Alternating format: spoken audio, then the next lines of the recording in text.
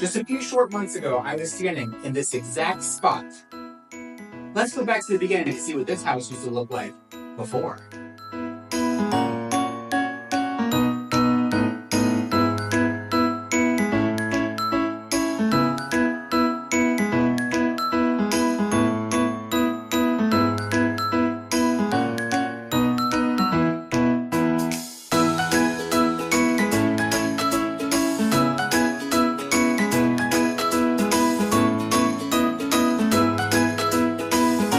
And this is what it looks like now.